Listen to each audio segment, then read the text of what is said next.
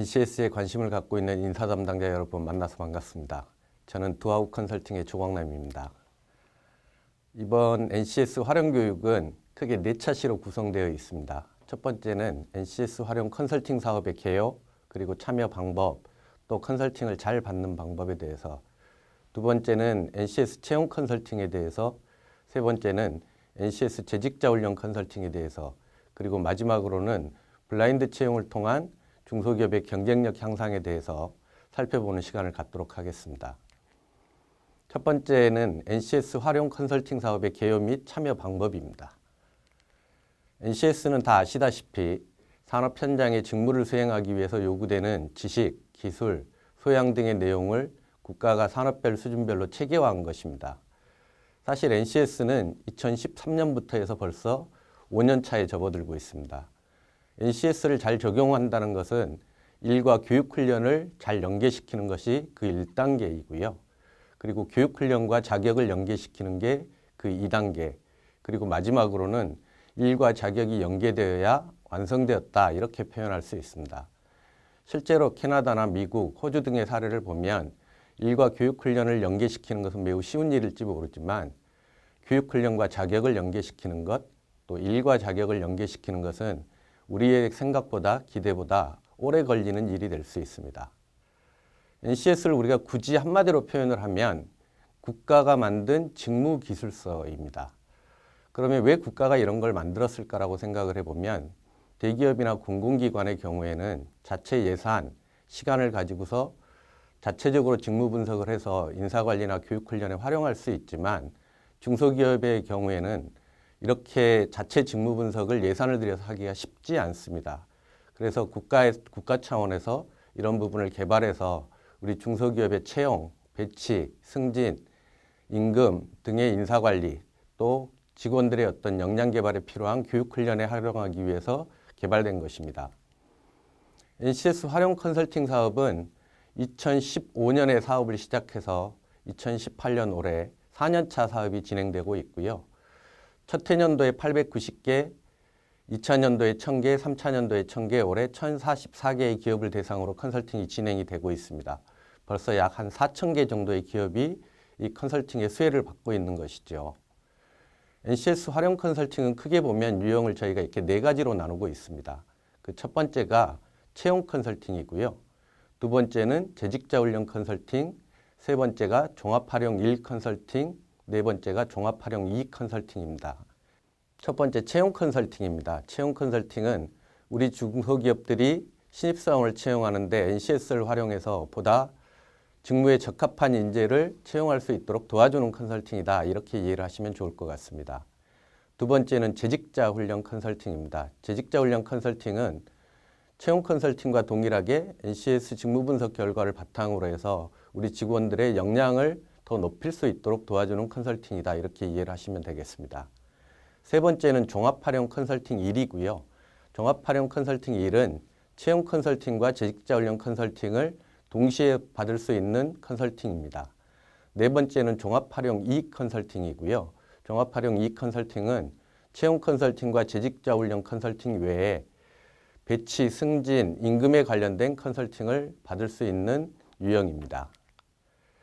이 컨설팅을 받게 되면 채용 컨설팅을 받던 재직자 훈련 컨설팅을 받던 종합활용 1, 2 컨설팅을 받으시던 우리가 컨설팅 성과물들을 우리 기업에서 받으실 수 있습니다. 이 컨설팅의 성과물들을 크게 단계별로 살펴보면 이렇습니다.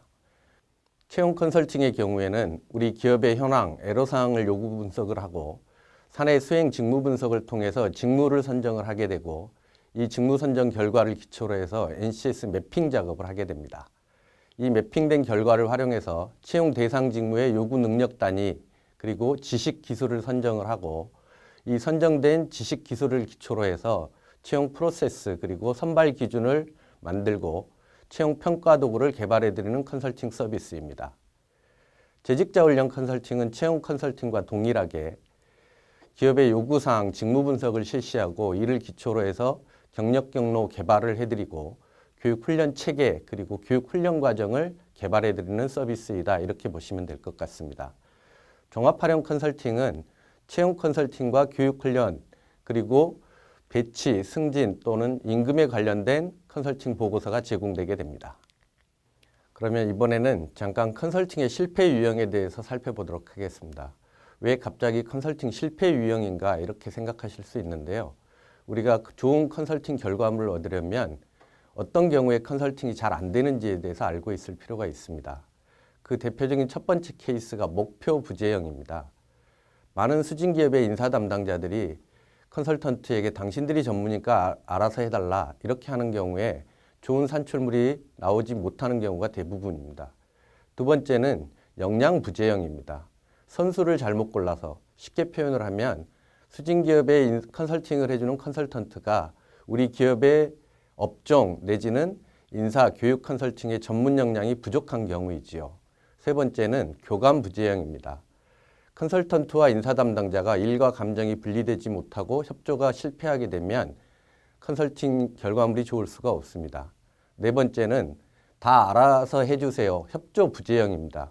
제가 많이 바빠서 우리 사장님이 시킨 일이 있어서 자료 제공을 못하게 되면 컨설팅이 산으로 가는 경우가 많습니다.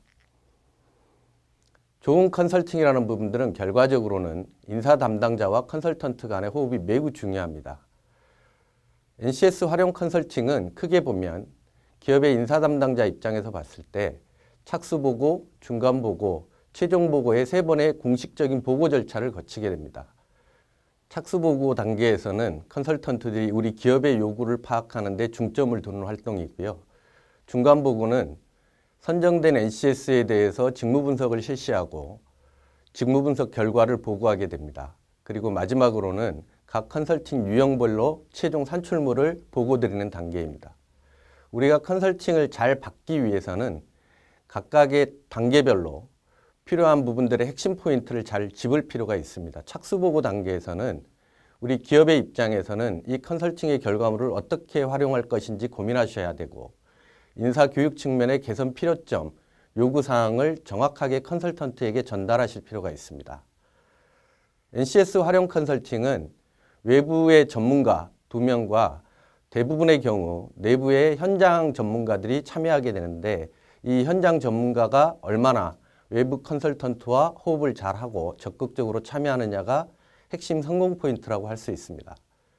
착수보고 이후에 수행 단계에서 가장 중요한 부분은 컨설턴트가 제시한 직무를 선정해서 컨설팅을 실시하는 것이 아니라 우리 기업에서 필요로 하는 직무를 선정해서 컨설팅하는 것이 매우 중요합니다.